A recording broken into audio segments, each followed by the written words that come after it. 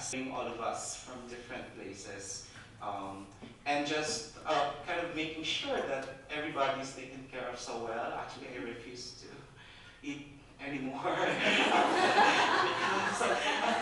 you've been feeding us. You've been making us work hard, but you've been feeding us hard too. And I just really want to acknowledge that this work of assemblage is a very difficult thing, particularly when you're dealing with a heterogeneous population, as we in fact embody in the room today. Especially Andy Wong's symphonic orchestration of everything, the able work of the staff, and most especially the quiet, mostly quiet, abiding guidance of the director. Right?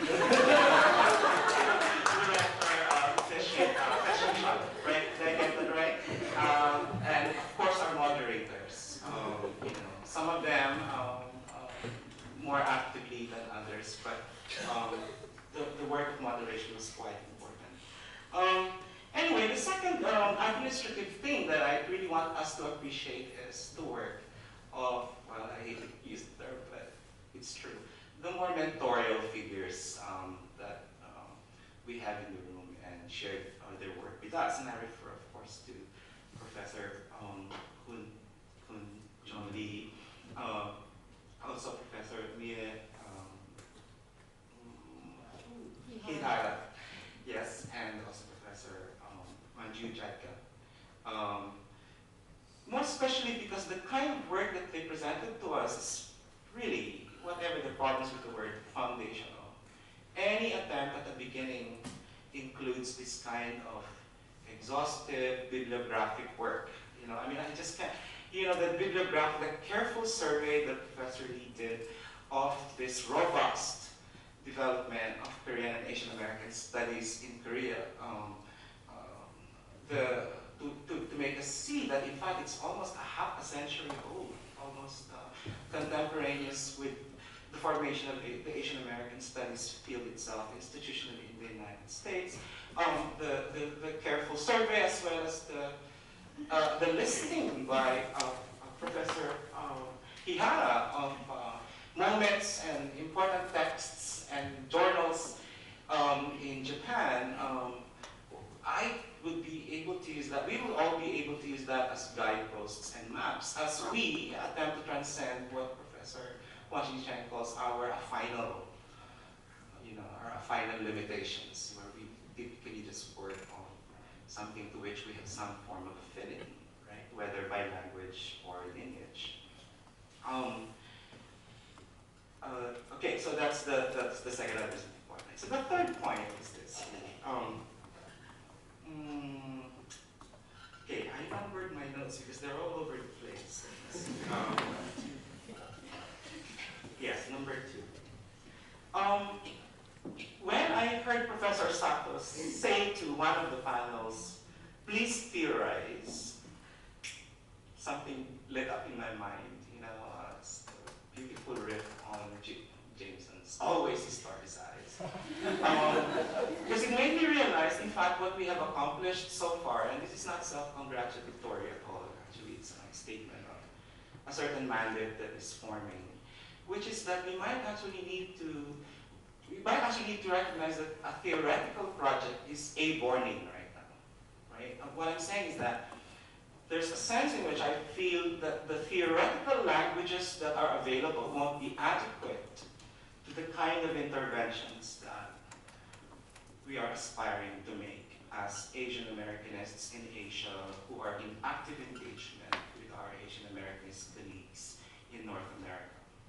Right, and toward the end of my remarks, I will suggest, some theoretical possibilities, which I hope to show are actually germane to the discussions that we've had, including the really ingenious sequencing of the panels and the clustering of the papers together. I thought the third panel was just a perfect combination to our 2-day workshop. Okay, why would that be?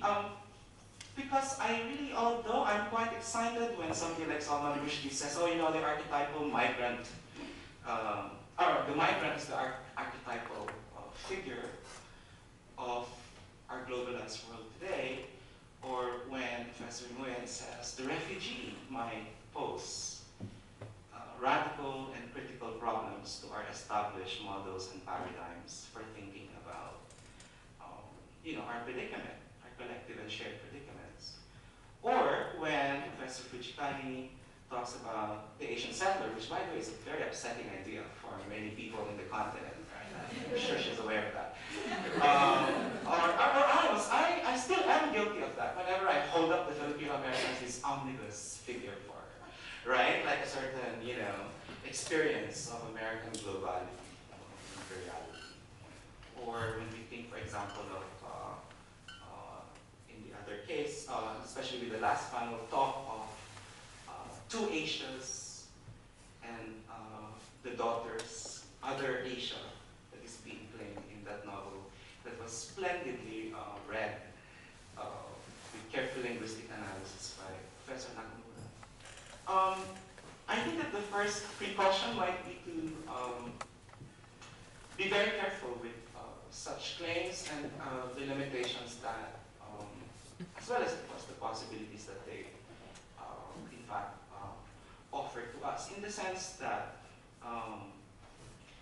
if in fact we have already those different other names, right? Migrant, exile or expatriate, settler, right? More generally other.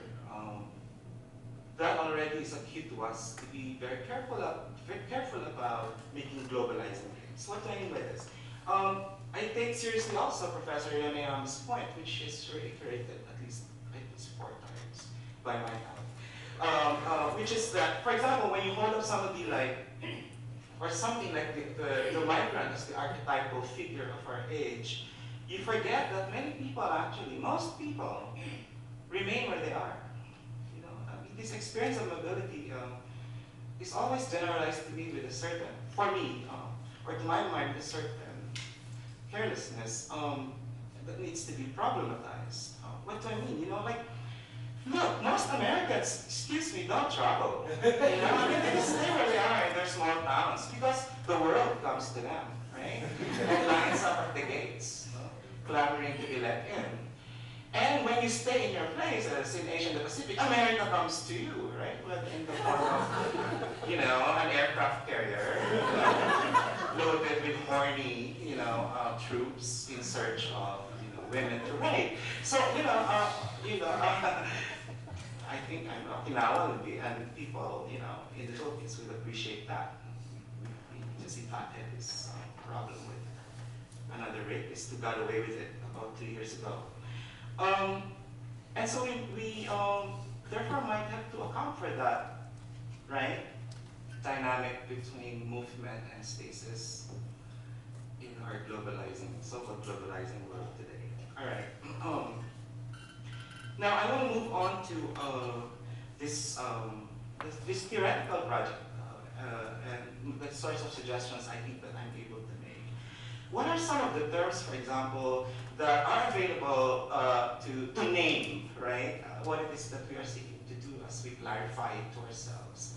Well, there's of course the term global. There's also the term geopolitical that came up a number of times in acknowledgement of its continuing valence, right? For the relationship of the United States to the rest of the Asia-Pacific